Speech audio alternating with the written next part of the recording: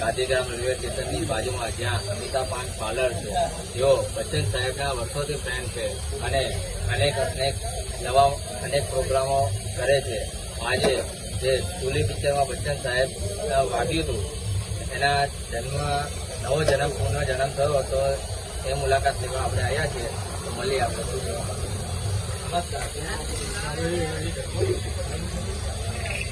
આજે birthday celebration દવાખાનામાં દાખલ કર્યા હતા ત્યારે એમને સારું છે કે એનો જન્મદિવસ આ કરીએ છીએ અમે. એના લગભગ 2 વર્ષથી કરીએ છીએ. આ સાહેબ અમારા છે બચ્ચન સાહેબ, એમને 18 વર્ષ થયો એવું અમારી દુઆ છે. આપ શું કહેવા માંગો છો?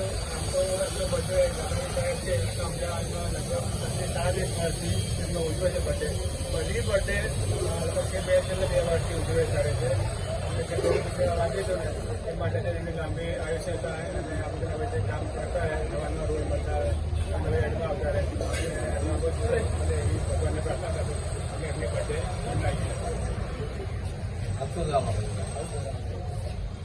અમિતાભ બચ્ચન સાહેબનો આમ તો જન્મદિવસ નવેમ્બર છે, પરંતુ જે 2 ઓગસ્ટે એ એમનો રી-બર્થડે જે ફૂલીનું શૂટિંગ થયું અકસ્માત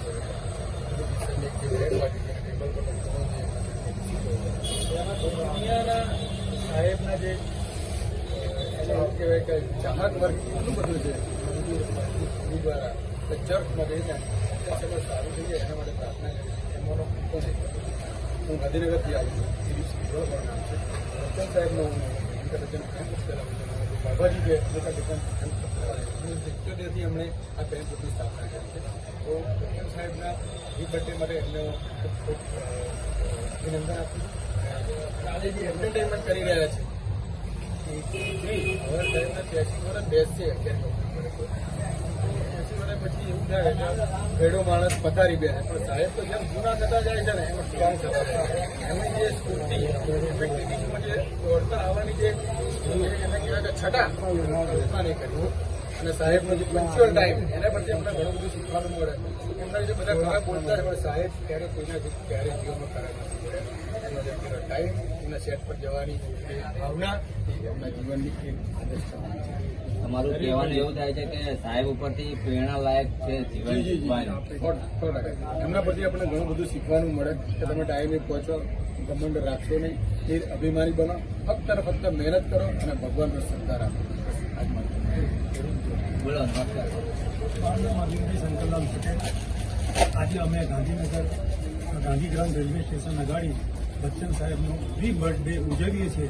જે પૂરી વખતે એમને એક્સિડન્ટ થયેલો ભયંકર અને એ મોતના મોંમાંથી જે પાછા આવ્યા એના માટે એમના ચાહકો અને બીજા બધા લોકોએ ભગવાનને પ્રાર્થના કરેલી, હવાનો કરેલા. એમાં મેં પણ હવન કરેલો અને એ હવનની નોંધ આપણા ઇન્ડિયાના બધા જ ન્યૂઝ વાળાએ નોંધેલી અને એના પરથી એક વસ્તુ સિદ્ધ થઈ कि दवाओं की जगह पे दुआ में ज्यादा दम है. वो बात उसमें सिद्ध हो गई और जो हर लोगों ने दुआ मांगी थी वो मालिक ने कबूल किया और बच्चन साहब का री जन्म हुआ. इसके लिए हम हर साल यहाँ गाबा जी के साथ री बर्थडे मनाते हैं और वो लंबी उम्र तक जिए. तो यही हमारी भगवान से प्रार्थना है. हैप्पी बर्थडे, हैप्पी रीबर्थ से अमिताभ बच्चन जी.